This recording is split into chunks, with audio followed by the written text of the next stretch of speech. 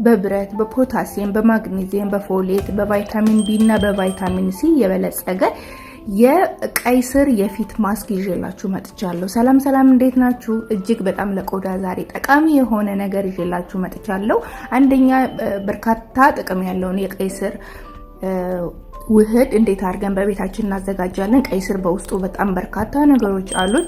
ከዛ ውስጥ ደግሞ የፊትን ውበት የመጠበቅና በፀሐይ መብገንን፣ ብጉርን፣ የፊት ቆዳ መሸብሸብን በውስጡ ባለው ቫይታሚን ሲ፣ ቫይታሚን ቢ፣ ሚኒራልስ፣ አይረን ሁሉ ነገር ማግኔዚየም በውስጡ ስላለው የፊት መሸብሸብን ይቀንሳል። ፊታችን እንዳይሸበሸብ ያደርጋል። በፀሐይ የሚመጣ የቆዳ መብገንን፣ የቆዳ መጎዳትን ያስተካክላል። ፊታችንን ያፈካዋል፣ ያጠራዋል፣ ያቀላል ማለት ነው። ደግሞ ከፍተኛ የሆነ ተመሳሳይ ስራ ነው የሚሰራው። ድንችን የምንጠቀመው ድንች የጠቆረ ቆዳን በፀሐይ የበገነን ለቆዳ እንዳይሸበሸብ የማድረግ ባህሪ ያለው፣ በዛ ላይ ብሊቺንግ ፕሮፐርቲ ያለው በጣም በርካታ የሆነ ጥቅም አለው። ድንች ራሱ ቆዳ እንዳይሸበሸብ ያደርጋል።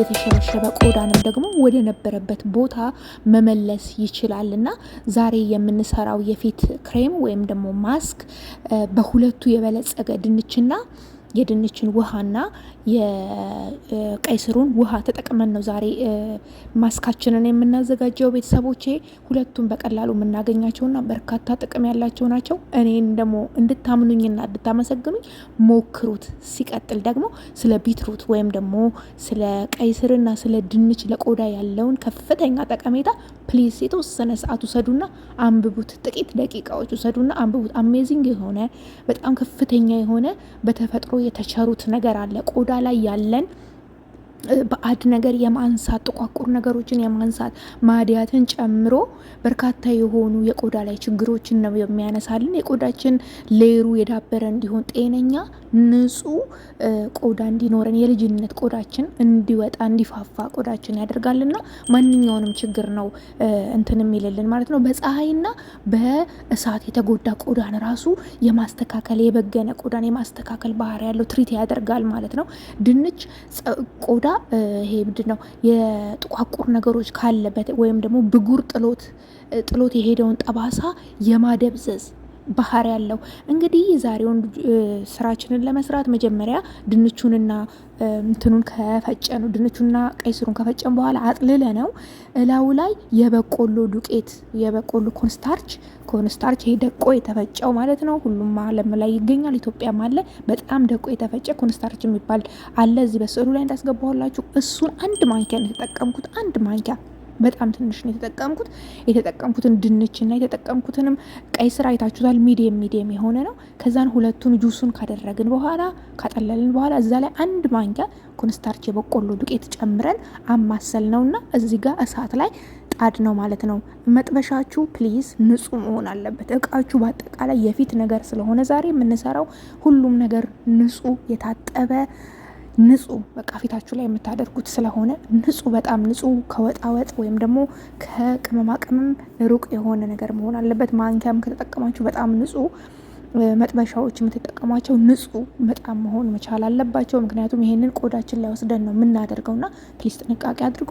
እንግዲህ ለስለስ ባለ እሳት ላይ ወስጄ ያንን የሰራነውን ነገር ግልብጥ አድርገን እሳት ላይ ጥደን እናማስለዋለን። እጃችሁን ቶሎ እያላችሁ ቄጡ እንዳይዝ ተንትን ትሉታላችሁና እንዳይጓጉል። ምክንያቱም የበቆሎ ዱቄት ደግሞ ቶሎ የመጓጉል ባህሪ ስላለው እጃችሁን እረፍት ሳትሰጡ በደንብ ቶሎ አማስላችሁት እንትን ትሉታላችሁ ማለት ነው።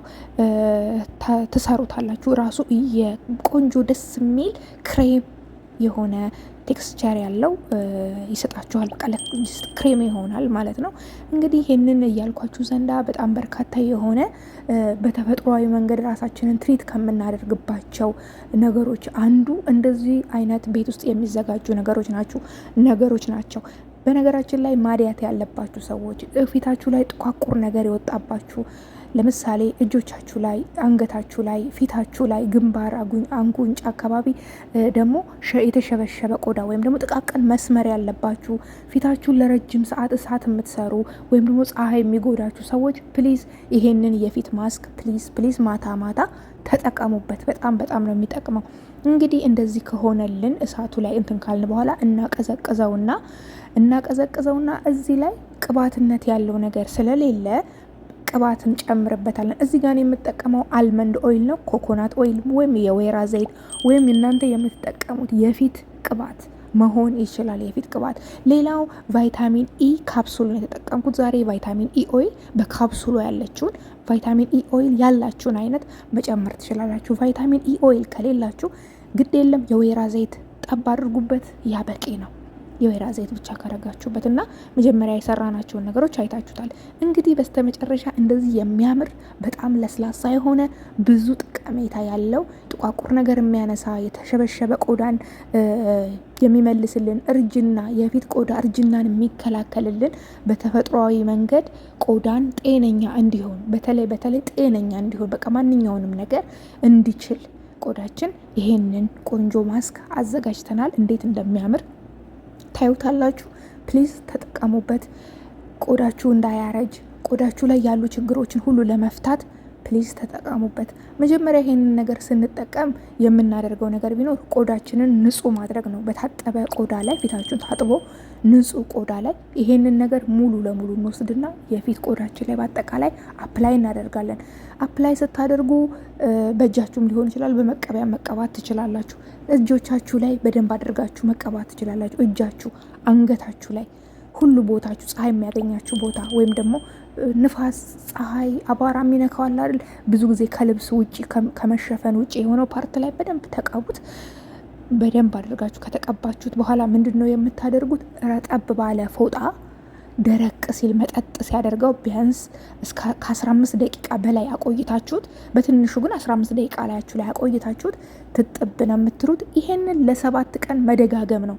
ይሄንኑ ሪፒት እያደረጋችሁ ለ7 ቀን መደጋገም የተሸበሸበ ቆዳ ወደ ቦታው እንዲመለስ ያደርጋል። ጥቋቁር ነገሮች ከፊታችሁ ላይ ይነሳል። ይሄንን አንድ ያዘጋጅታችሁ በማስቀመጥ ፍሪጅ ውስጥ በማስቀመጥ እንትን ማለት ትችላላችሁ። ውስጡ አልመንድ ኦይል ወይም ደግሞ እኔ አልመንድ ኦይል ጨምሬያለሁ። እናንተ የፈለጋችሁትን ዘይት ስለምትጨምሩበት ፊታችሁ ራሱ ቅባታማ ነው የሚሆነውና መጀመሪያ ንጹህ ነው የተቀባችሁት ነገር፣ ንጹህ ማስክ ነው። ዝም ብላችሁ በእርጥብ ፎጣ፣ ንጹህ እርጥብ ፎጣ፣ ንጹህ ፎጣ ጥርግ ብቻ ነው የምታደርጉት። ፊታችሁ እውነቴን ነው የምላችሁ አበባ ነው የሚመስለው። በዛ ላይ ጥቋቁር ነገሮችን ብድግ ያደርግላችኋል። 1 ሳምንት ሞክራችሁ ትደጋግሙታላችሁ፣ ታመሰግኑኛላችሁ። ጥቃቅን መስመሮች ስትስቁ አይናችሁ አካባቢ የሚወጣል አይደለ?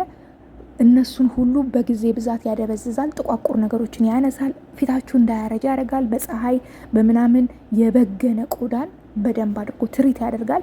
ናቹራል የሆነ ሰንስክሪን ነው፣ በቃ ሰንስክሪን ነው እና ብዙ ብዙ ብዙ ጥቅም በዚህ የፊት ማስክ የፊት ክሬም በዚህ መጠቀም ትችላላችሁ። ከዛ በኋላ ፊታችሁን የተወሰነ ማሳጅ ታደርጉና የምትቀቡትን ናይት ክሬም ቅባት ትሉና ትተኛላችሁ። ይህንን ማስክ ማታ ማታ ብትቀቡት በጣም ውጤታማ ይሆናል። ምክንያቱ ቆዳችሁ ሌሊቱን አርፎ ያድራል። የተሰጠውንም ትሪትመንት በደንብ እንዲቀበል ይረዳዋል ማለት ነው። ቤተሰቦቼ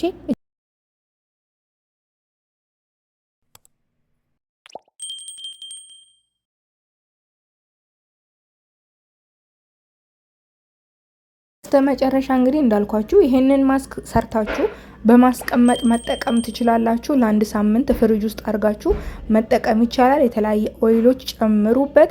ሲቀጥል ቫይታሚን ኢ ባታረጉበት ምንም ችግር የለውም። አንድ ኦይል ከጨመራችሁበት በቂ ነው። ፊታችሁ በጣም ኦይል የሆነ ሰዎች ደግሞ ኢቭን ኦይል አለመጨመር፣ ዘይት አለመጨመር ትችላላችሁ። ፕሊዝ ሁላችሁም ተጠቀሙበት። ይሄ ተፈጥሯዊ ነገር ስለሆነ በፀሐይ የተጎዳ ቆዳችሁን በጣም ያክምላችኋል። ፏ ነው የሚያደርጋችሁ። ፕሊዝ ሁላችሁም ተጠቀሙበት። አመሰግናለሁ። ሼር፣ ላይክ፣ ኮሜንት ማድረጋችሁ እንዳትረሱ። አመሰግናለሁ። ቻው